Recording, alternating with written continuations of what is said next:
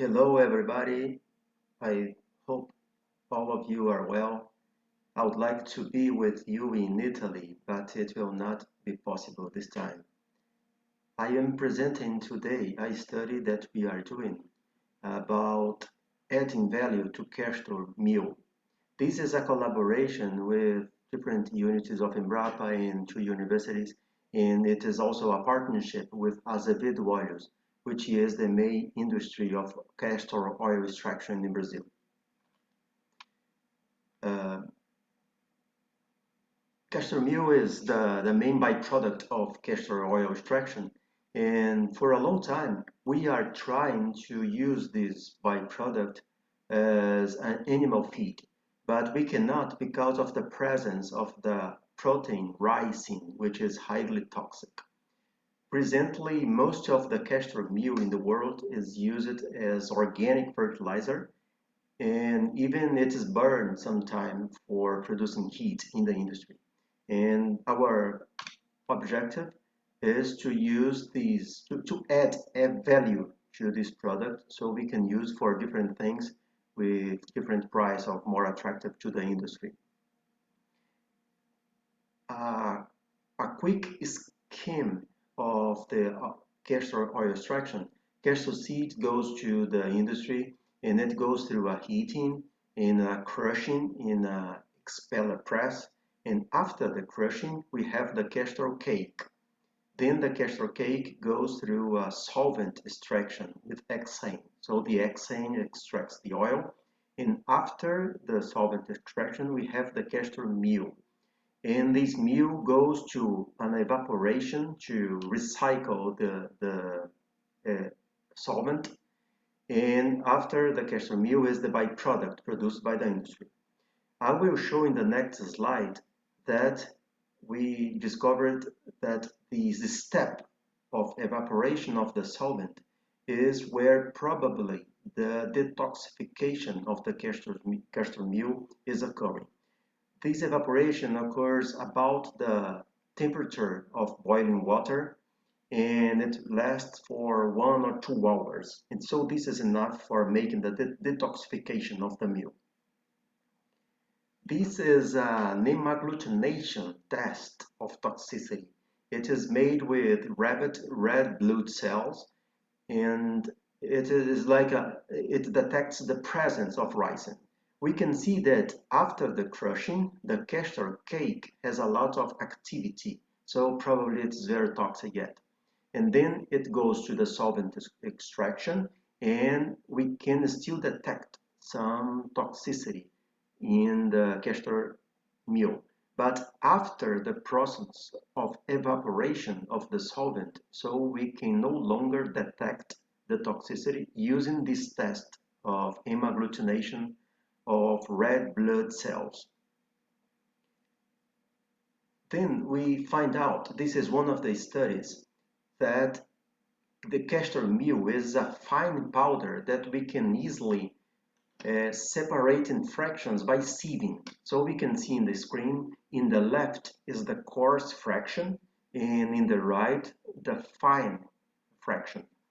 And we made a characterization of those fractions. And the most important is the protein content. So the coarse fraction has lower protein content, while the fine fractions has a very high protein content.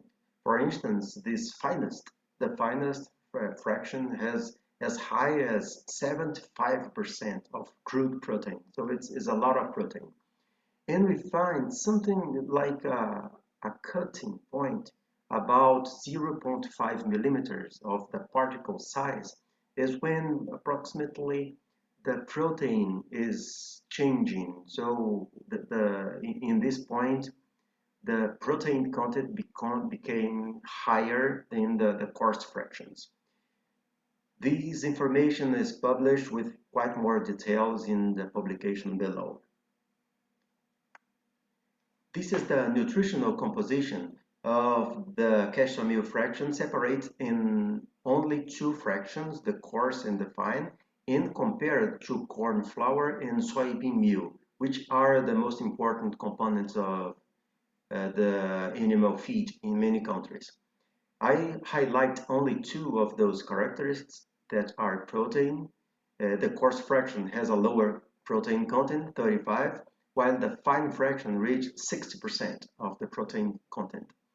For comparison, corn flour has only 8% and soybean meal, which is an important source of protein in the world, it has only 45%. So this fine fraction has even higher protein content than soybean meal. The crude fiber is another important thing as well. It's very high in the coarse fraction as supposed, and in the fine fraction it's very low.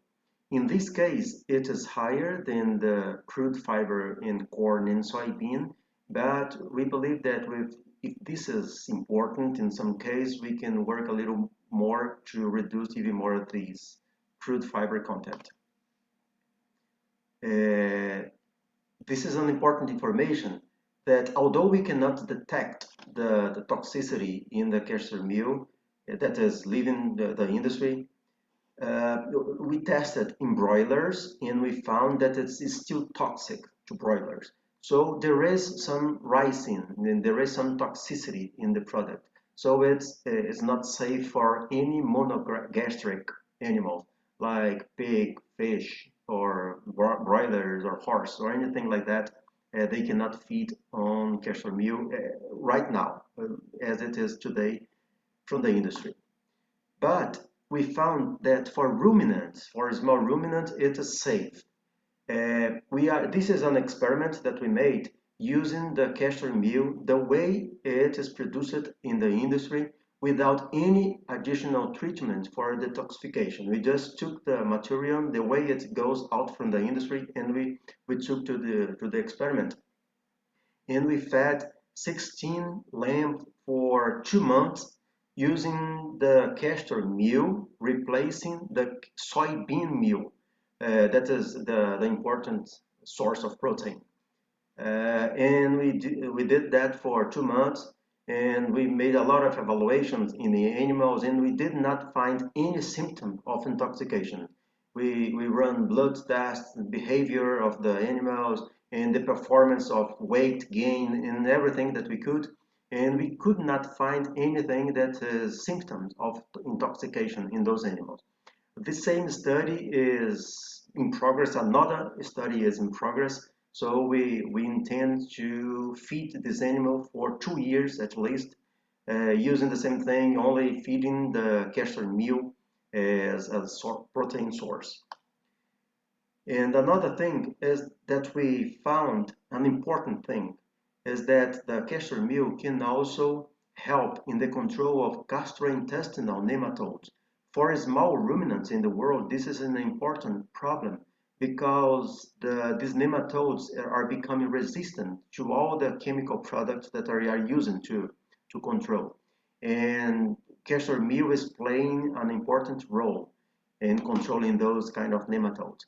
It is effective even in very small doses, and we tested the castor cake before the solvent extraction and the castor meal. And the castor cake has a higher activity than the castor meal. But anyway, both of them are effective, and this is something very important because using the castor meal as a source of protein for a small ruminant, not only as a protein source, but it also plays some role in controlling the gastrointestinal nematode, and this is very important. Another thing that we found is using castor meal as additive for sugarcane silage. Sugarcane is a very good product because it's cheap, it's very energetic, but it has a high moisture and a low protein content. Then the silage of sugarcane only is poor. The fermentation is not good. Then we found that castor meal is the opposite. It is very dry and absorbent, and it has a high protein content. So it complements the sugarcane. And we did the silage, and the silage had a very high quality. It improved the fermentation, improved the nutritional value, and had a better aerobic stability. It is after opening the silage, it lasts longer than only the castor, the sugar cane. by itself. And the same thing, we are using this, we are running an experiment with 32 sheep feeding on silage of sugarcane with castor meal and comparing with soybean meal, a silage with soybean meal as well for comparison. And this is halfway. We would like to, we will keep those animals for 2 months. And right now we are halfway and we did not find any symptom of toxicity or any problem with those animals. And in conclusion, we are succeeding in the development of this alternative for, especially for feeding ruminants with castor meal. We found a specific step in the industry process of oil extraction where the detoxification is occurring, and we fed small ruminants for 2 months and we found no problem, and we are progressing to use more animals in longer duration so we can be safer about using castor meal. And also found that castor meal is a good additive for silage with sugarcane and probably with uh, grasses, moisture grasses as well, like sorghum or other things. And this is the information. Thank you for listening, and I will be available for questions if you have some. Thank you very much.